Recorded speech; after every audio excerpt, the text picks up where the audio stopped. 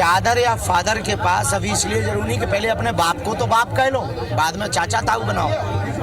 इसीलिए हमने कहा है कि आप पहले हिंदू, कट्टर हिंदू तो बनो। दोस्तों, आज के इस वीडियो में मैं आप लोगों के साथ में धीरेंद्र शास्त्री का एक वीडियो शेयर करने जा रहा हूं, जिसमें आप लोग देखेंगे कि किस तरीके से इसने अपनी एक यात्रा के अंदर इस बात को बोला कि चादर फादर की हिंदुओं को कोई ज़रूरत नहीं है और पहले तुम अपने धर्म के कट्टर हो जाओ, फिर चादर फादर को चाचा ताऊ जो भी कुछ बनाना है बना लेना। कुछ इस तरीके की बातें धीरेंद्र शास्त्री के सामने निकल कर आ रही है दोस्तों, जो कि मैं आज के इस वीडियो में आप लोगों को दिखाना चाहता हूं। प्लीज़ आप लोग इस वीडियो को पूरा देखिएगा एंड इस वीडियो के आगे मैं आप लोगों को दिखाऊंगा कि किस तरीके से बीजेपी और कांग्रेस के लोगों ने इस बात के ऊपर क्या बोला। हिंदुओं को चादर फादर की जरूरत नहीं है। दूसरों को बाप मत कहो, अपने को बाप दादा कहो। मेरी यात्रा अनवरत है, जिंदगी भर चलती रहेगी। हिंदुओं को चादर और फादर की जरूरत नहीं है। दूसरों को बाप मत कहो, अपने को बाप दादा कहो। उन्होंने कहा कि मेरी यात्रा अनवरत है और जिंदगी भर चलती ही रहेगी। हिंदुओं को चादर या फादर के पास अभी इसलिए जरूरी नहीं कि पहले अपने बाप को तो बाप कह लो, बाद में चाचा ताऊ बनाओ। इसीलिए हमने कहा है कि आप पहले हिंदू, कट्टर हिंदू तो बनो। दोस्तों, अभी आप लोगों ने इस वीडियो में देखा कि धीरेंद्र शास्त्री ने किस तरीके से चादर फादर को टारगेट करते हुए कुछ बातें बोली। इस बात के ऊपर कांग्रेस के एक प्रवक्ता ने कुछ बातें बोली है और साथ ही बीजेपी के भी एक प्रवक्ता ने कुछ बातें बोली है, जो कि मैं आगे आप लोगों को दिखाने जा रहा हूँ। प्लीज़ आप लोग इस वीडियो को भी आगे ध्यान से देखिएगा, फिर आगे हम लोग बात करते हैं। और दो प्रवक्ता हमारे साथ जुड़े हुए हैं। भारतीय जनता पार्टी से अजय सिंह यादव जी जुड़े हैं और फिरोज सिद्दीकी जी कांग्रेस के प्रवक्ता हैं जुड़े हुए हैं। जो संत ने कहा, यानी बाबा बागेश्वर धाम के पीठाधीश्वर ने कहा, उस पर इन दोनों राजनीतिक दलों की राय क्या है, पहले वो जान लेते हैं। फिरोज सिद्दीकी जी, पहला रिएक्शन मैं आपसे ही चाहूंगा। देखिए, साधु संत हो या धर्म गुरु हो, उन पर कोई कांग्रेस पार्टी कभी टीका टिप्पणी नहीं करती। सही बात, देश में धार्मिक मामलों को लेकर तो ये भारत जो है सनातन संस्कृति का देश है, सर्वधर्म समभाव की संस्कृति है हमारी। और भारत का बाबा साहब अम्बेडकर का लिखा संविधान सबको पूजा पद्धति का, अपने धर्म की पालना का, अपने मनपसंद धर्म का पालन करने का अधिकार देता है। और इस देश में बाबा साहब अम्बेडकर के संविधान को कोई नहीं बदल सकता। ठीक है, वो हमेशा है और आदिकाल तक हम भारत का संविधान रहेगा। अब वो क्या कह रहे हैं, ये तो अब वो धार्मिक धर्मगुरु लोग हैं, उनकी क्या सोच है, वो किस आधार पर कह रहे हैं, ये तो वो ही बता सकते हैं।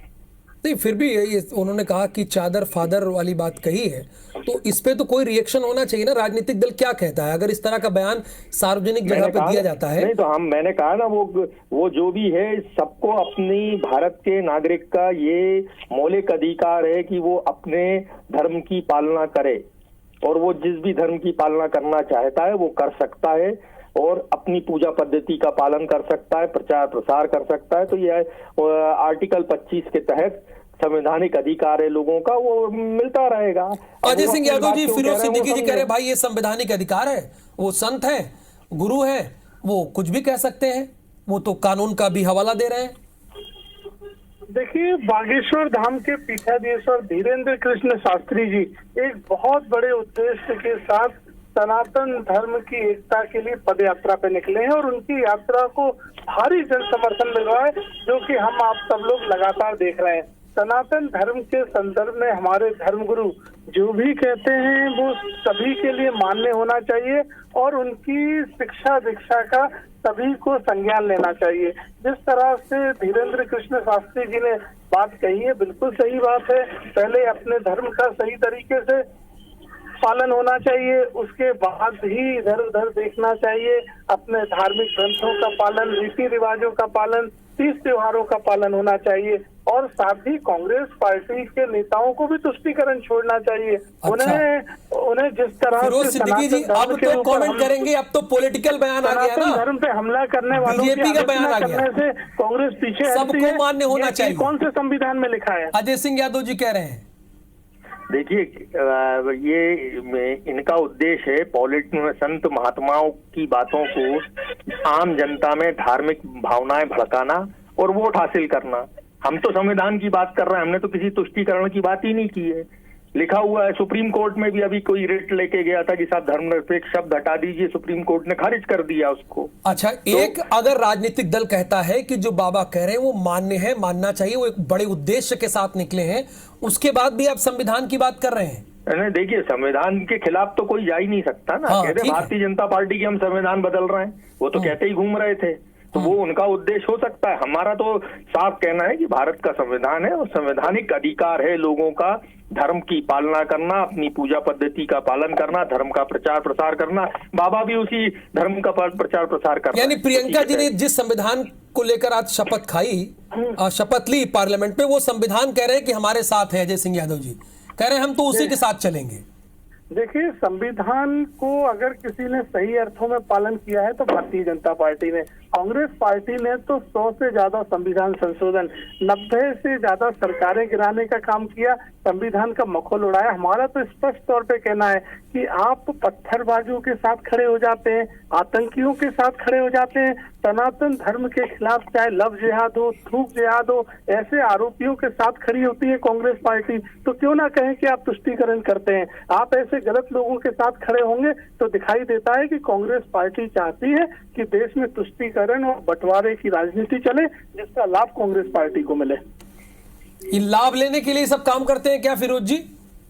देखिए, ये भारतीय जनता पार्टी है, इनकी जो भारतीय जनता पार्टी की लोग अब बातें नहीं सुनना चाहते, तो अब ये बाबाओं की जो बातें हैं उन्हीं बातों में जो तरीके लगाते हैं, तो वही हम कह रहे हैं ना कि बाबाओं की बातें सुन सुन के ये बातें कर रहे हैं और इनकी बातों का कोई अहमियत नहीं है। वो आपको आईना दिखा रहे हैं, कह रहे हैं कि लोकसभा को हुए बहुत दिन नहीं हुआ, विधानसभा को हुए बहुत दिन नहीं हुआ, ये आईना दिखा रहे हैं आपको अजय जी। देखिए, जब आप बोल रहे थे बीच में तो हाँ, तो ये इनका कहने का अर्थ है कि देश में जो है चुनाव हुए हैं तो वही इसलिए चुनाव जीत गए हैं हम, इसलिए ये भी तो बताएं कि इनकी पूर्ण बहुमत की सरकार नीचे चली गई। 400 पार की बात कर रहे थे, 240 पे आ गए, वो उसको भी बहुत दिन नहीं हुए। 99 से तो ज्यादा होते हैं 240 की आपकी गिनती में। यही हम कह रहे हैं ना, तो जनता का कितना समर्थन। अब आप जोड़ तोड़ करके सरकार बना रहे हैं और चल रही है तो एक अलग बात है। दोस्तों, अभी आप लोगों ने देखा इस वीडियो में कि किस तरीके से धीरेंद्र शास्त्री की उस बात के ऊपर बीजेपी और कांग्रेस के लोगों ने किस प्रकार चर्चा की, जो कि आप लोगों ने सुन लिया होगा। और दोस्तों, आप लोगों का इस वीडियो के ऊपर क्या राय है, क्या सोचना है, ज़रूर इस वीडियो की कमेंट बॉक्स में बताइएगा कि किस तरीके से धीरेंद्र शास्त्री हमेशा से प्रभु यीशु मसीह को और साथ ही ईसाई लोगों को टारगेट करता है। जैसा कि इस वीडियो में चादर फादर कहते हुए कुछ बातें धीरेंद्र शास्त्री ने बोली है। आपका क्या इस वीडियो के ऊपर सोचना है, जरूर इस वीडियो के कमेंट बॉक्स में बताइएगा। हमारे इस चैनल पर पहली बार पहुंचे हो, चैनल को सब्सक्राइब जरूर करना, इस वीडियो को शेयर करना। प्रभु आपको आशीष दे।